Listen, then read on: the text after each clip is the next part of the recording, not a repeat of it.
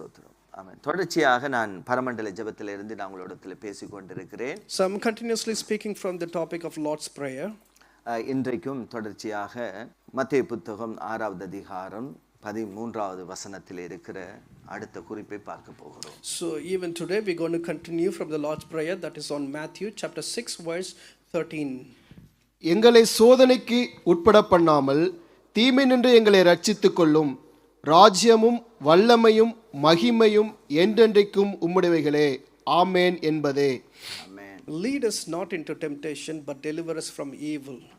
ஆமென். இந்த வார்த்தையிலிருந்து நாம் இன்றைக்கு கற்றுக்கொள்ள போகிற காரியம், So from this verse what we're going to learn is, இந்த வார்த்தையிலே ஆண்டவர் அடுத்தபடியாக நம்முடைய வாழ்க்கையிலே நமக்கு ஆண்டவர் கொடுக்கிற ஒரு முக்கியமான ஒரு ஜெப குறிப்பு. So this is another important prayer point that is asking God, the Lord is asking us to do a அங்க prayer. ரெண்டு ஜெப குறிப்புகள் ஒரே நேரத்துல கொடுக்கப்பட்டிருக்கிறது. So in this verse we can see there are two prayer points given in the ஒன்று same time. சோதனைக்கு உட்படுத்தாமல், One is lead us not into temptation. இரண்டாவது தீமையில் நின்று ரட்சிக்குங்க. The second thing is but deliver us from the evil one. அங்கே ரெண்டு காரியத்தையும் அந்த குறிப்பிலே நாம பார்க்கிறோம். We can see both the thing in the same verse. அந்த ரெண்டையும் சேர்த்தே நான் இந்த நாளிலே உங்களிடத்திலே பேச விரும்புகிறேன். But I just want to speak on both the things on the same message. இப்போ இந்த சோதனை என்ற வார்த்தையை குறித்து நம்ம அதிகமாக நம்ம பார்த்திருக்கிறோம். அதிக மெசேஜ்கள் இந்த நாட்கள்ல ஷீபா கூட கொடுத்திருக்கிறா. So there are lots of messages you might have heard, even Sheeba are given about the temptation. ஆண்டவர் இந்த இடத்துல சொல்றாரு, எங்களை சோதனைக்கு உட்படுத்தாதீங்க அப்படின்னு சொல்லி ஜெபம் பண்ண சொல்றாரு. God is saying that, pray that, say that, lead us not into temptation. Such kind of prayer you need to take it. இப்போ நம்ம ஏற்கனவே பார்த்தபடி சோதனை என்பது இந்த இடத்துல அது பரீட்சையை குறித்து சொல்லப்படல. இங்க டெம்ப்டேஷன் என்ற வார்த்தை use பண்ணப்பட்டிருக்கிறது. So when it says temptation, it doesn't replace with the test, but it says as temptation. Test என்பது அது அடுத்தபடி நம்மளுக்கு ஆண்டவர் ஒரு ரிவார்ட், ஒரு கனப்படுத்துவதற்காக ஆண்டவர் படுத்துகிற ஒரு காரியம். So when we say test, that is the place where they tested and they give a reward for it. ஆனா இந்த டெம்ப்டேஷன் என்பது சில நேரங்கள்ல அது ஆண்டவர் அனுமதிக்கிறாரு. ஆனா அதே நேரத்துல அந்த காரியங்களை பார்க்கும் பொழுது சில நேரங்கள் அதுக்குள்ள விழுந்து எழும்ப முடியாம முழுமையாக மூழ்கி போகிறவர்கள் உண்டு. God allows this kind of temptation. There are people who get into it and some people they cannot come out from the temptation. இந்த டெம்ப்டேஷனுக்குரிய சில சிச்சுவேஷனை நம்ம அவாய்ட் பண்ணினாலே அது நமக்கு பெரிய ஒரு சேஃப்டி என்ற மாதிரி நம்ம ஃபீல் பண்ணுவோம். So sometimes we feel like when we try to avoid this kind of situation where we get tempted into, when we avoid that, we will be in safer place. நம்முடைய வாழ்க்கையில வருகிற இந்த ரெண்டு காரியமும் பாத்தீங்கன்னு சொன்னால் அது பாவத்தோடு கூட தொடர்படுத்தப்பட்ட சொல்லாக இருக்கிறது. So these two things also can be connected with the sin. இந்த சோதனையும் இந்த தீமையும், this temptation and the evil. So நம்முடைய ஒவ்வொருடைய தனிப்பட்ட ஜீவியத்தை எடுத்து பார்க்கும் பொழுது, when we consider in our individual life, நம்மிடத்துல ஆண்டவர் சொல்ற ஒரு மிக முக்கியமான ஒரு காரியம், this is a very important thing God is saying to us. ஆண்டவரே சோதனைகள் என்னுடைய வாழ்க்கையில நீங்க அனுமதிக்காம நடக்காதுன்றதை தான் நம்ம எப்பவுமே தெளிவாக அதுல என்ன செய்வோம், மைண்ட்ல செட் பண்ணி வச்சிருப்போம். So already we have in our mind and we are very clear with that, without your knowledge a temptation won't affect me or I will not get into the temptation.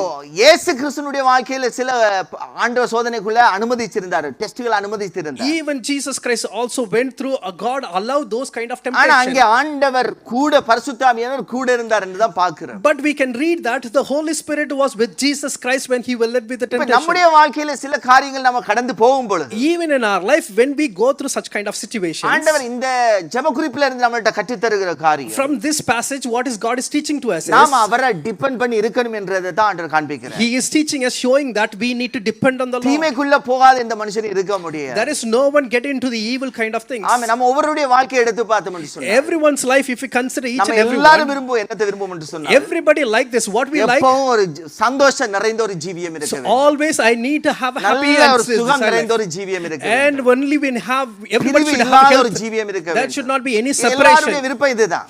Everyone's desire is this kind of இதுக்கு desire. எதிரானது எல்லாம் தீமைதான். So everything is opposite to this, நாம் ஒரு is evil. பாசம் வைத்த ஒருவரை நாம் இழந்து விட்டோம் என்று சொன்னா அதே போல நம்முடைய இருதயம் வேதனைப்படாத ஒரு இருதயம் இருக்க முடியாது. So when you love someone and when you lost that person, that is the painful time, like in a grieving heart, no one can go through such kind of situations. நமக்கு விரோதமாக ஒருவர் தவறுதலாக பேசி ஒரு வேதனைப்படுத்துவது கூட நமக்கு அது தீமையாகத்தான் தெரியும். Even sometimes someone against us and speaks some kind of word that hurts us, that will be looks like a evil. அப்ப நல்ல எடுத்து வசனங்களை எடுத்து பார்த்தோம் என்று சொன்னால், But if you consider all the verses, நம்ம ஒவ்வொருடைய வாழ்க்கையிலும் ஏதோ ஒரு விதத்தில் சில தீமைகளை ஃபேஸ் பண்ணி தான் நாம் என்ன செய்திருக்கிறோம், வந்திருக்கிறோம். so in everyone's life, everybody have crossed these kind of evil and we have come here.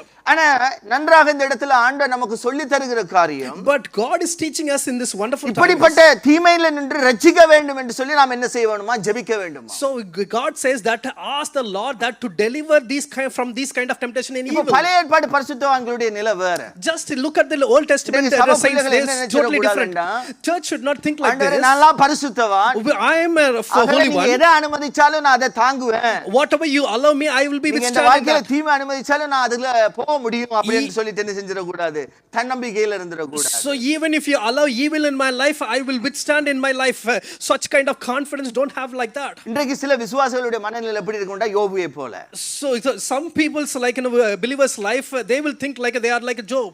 யோபு சொல்வாரு, Job says like this, ஆண்டவரிடத்தில் இருந்து நன்மை பெற்று நாங்க தீமையை பெற வேணாமோ. so I got good things from the Lord. He says not that I have to get evil things from the Lord. எரேமியாவும் அப்படிதான் சொல்றாரு. Even Jeremiah also says பழைய like ஏற்பாடு this. பரிசுத்தவான்களுடைய மனநிலை எப்படி இருந்திருக்குதுண்டா, Just imagine that the Old Testament spirit saints are, தீமையும் கர்த்தரிடத்தில் இருந்து தான் வருகிறது என்ற ஒரு பார்வை இருந்திருக்கு. they have the mentality that even the evil one comes from the அப்ப Lord. தங்களுடைய வாழ்க்கையில தேவன் தீமையை தந்தாலும் அதை சந்தோஷமாக ஏற்றுக்கொள்ள வேண்டும் என்ற ஒரு மனப்பான்மை உடையவர்களாக பழைய ஏற்பாட்டு பரிசுத்தவான்கள் The இருந்திருக்கிறார்கள். Old Testament saints, they have the mentality that it comes, evil or good comes from the Lord. So even if it's evil comes in, we should be able to take it. ஆனா தேவ பிள்ளைகள் நல்லா புரிந்து கொள்ள வேண்டும், But we children of God, we need to நான் understand நீங்கள் பழைய ஏற்பாட்டு பரிசுத்தவான்கள் கிடையாது. you and myself are not belong to the Old என்ன Testament தீமை periods. வந்தாலும் ஓகே ஆண்டவரே அப்படின்னு சொல்லி சகிக்கும்படியான ஜெபத்தை இங்கே ஆண்டவர் கூறவில்லை. God doesn't say that whatever evil comes, you need to tolerate with that. ஆண்டவர் சொல்றாரு, தீமை நின்றங்களை ரட்சியும் அப்படின்னு சொல்லி ஜெபிக்கும்படிக்கு வேண்டுங்க. He says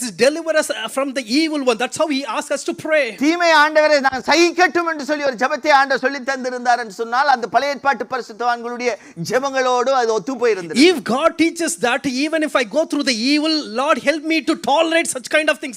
If he said such kind of words, that we will be equal to the Old Testament period அப்போ saints. இங்கே பார்க்கும் பொழுது அந்த பழைய ஏற்பாட்டு பரிசுத்தவான்களுடைய ஜெபத்துக்கும் புதிய ஏற்பாட்டு பரிசுத்தவான்களுடைய ஜெபங்களுக்கும் நிறைய வித்தியாசம் உண்டு. But if you see that the prayer of the Old Testament saints and the prayer of the New Testament saints, you can see there is a major difference. அப்போ நம்முடைய மனநிலையில நல்லா புரிந்து கொள்ள வேண்டிய ஒரு காரியம், So if in our mindset, what we have to understand is, சீசர்களுக்கும் அது ஆச்சரியமா தான் இருந்திருக்கு. probably it might be a wonder for this the வேதம் தெளிவாய் disciples. சொல்லுகிறது தேவனுடைய கரெக்டரை குறித்து. But the Bible clearly says about God's character. மனஸ்தாபப்படுகிற தேவன். God has a grieving for the evil ones. அவரிடத்திலிருந்து வருகிறது அத்தனையும் நன்மையான ஈவு மாத்திரம் தான் அவரிடத்திலிருந்து வரும். Everything that comes from the Lord is everything is good. அவர் பொல்லாங்கினால் சோதிக்கிற தேவன் அல்ல. He doesn't tempt us through an evil one. இப்போ இதெல்லாம் வசனத்துல இருக்குது. All these are we can see from the verses. இது எல்லாத்தையும் பார்க்கல, நம்ம யோபுடைய கரெக்டரை வச்சு தான் பெருசா பாப்போம். சொன்ன வார்த்தையை வச்சு தான் ஐயோ நீதிமானண்டா இப்படி தான் பேசுவோம்ன்ற மாதிரி நம்மளே என்ன செஞ்சிருவோம், ஏதோ நடந்துன்னு சொல்லிடுவோம். So even though we have many verses like that, we'll still point out to the Job and we say if something evil happens, we need to behave like Job.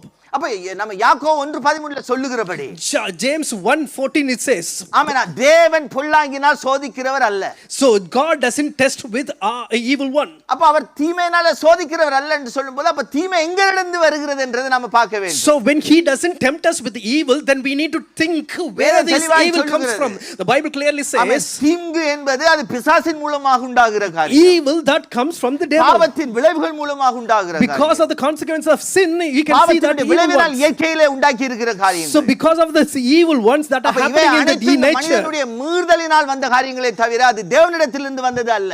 Because of the man's disobedience, it's not because of the Lord, it's man's disobedience. All these temptations are coming. ஏவாளின் தேவன் படைத்து வைத்து ஆண்டவர் அவங்க தீமையற்ற ஒரு உலகத்தில ஆண்டவர் வச்சிருந்தார். When God created Adam and Eve, God placed in such a place that there is no evil. பலவீனங்கள்ல கூட அவங்களை தொட்டிருக்கார். Not even a sickness or weakness would have touched them. ஒரு மிருகத்துக்கு எதிரா எழும்பல்ல. Not even one animal rise against another animal. யோசிச்சு பாருங்க. Just imagine ஒரு சின்ன தீங்கு நடக்கல. Not even single evil அப்படிப்பட்ட things. ஒரு சிருஷ்டிப்பை தான் ஆண்டவர் சிருஷ்டித்திருந்தார். When God created such a creation, God created. தீமையற்ற ஒரு உலகத்தை தான் ஆண்டவர் சிருஷ்டித்தார். God created the world that is not an evil. நம்ம மைண்ட் செட்ல இருக்க வேண்டிய ஒரு காரியம். But what we have to in our mindset is, தீமை வருது என்று சொன்னா ஆண்டவரே ஓகே ஆண்டவரே ஏற்றுக்கொள்கிறேன்றதுக்கு நீங்க விட்டுறாதீங்க. when evil comes in, don't say that I tolerate, I take it, Lord. No, don't say like that. ஒரு காலம் வரப்போகிறது. So there will be a time. அரசாட்சி என்று சொல்லப்படுற ஒரு காலம் வரும். There will be a time of 1000 years மறுபடியும் millennium. ஆதாம் ஏவாளை போல அந்த காலகட்டத்திலே ஒரு தீமையற்ற ஒரு உலகம் இருக்க போகுது. There will be a time that like Adam and Eve, like, there won't be any evil in that time. அங்க சிங்கம் என்ன செய்ய போகுது? புலியோட சேர்ந்து இருக்க முடியும். Where the lion will join with the tiger and they live together. பாம்பு புத்துக்குள்ள குழந்தை என்ன செய்ய முடியும்? கையை விட முடியும். Even the infant can put their hand into the snake's hole. ஆமென். அந்த அளவுக்கு ஒரு சின்ன ஒரு தீங்கு நடக்காத ஒரு காலகட்டம் உண்டு. So not even a single evil may happen in that. There is a time for that. Isaiah 65:25 அதான் வசனம் சொல்லுகிறது. Isaiah chapter 65 verse 25, that's what we can see. ஆட்டுக்குட்டி ஒருமித்து என்ன செய்யுமா? மேயுமா. So the lamb and the wolves will join together and it will know it will அப்படியே go. டோட்டலாக nature மாற போகிறது. So whole the nature will change upside down.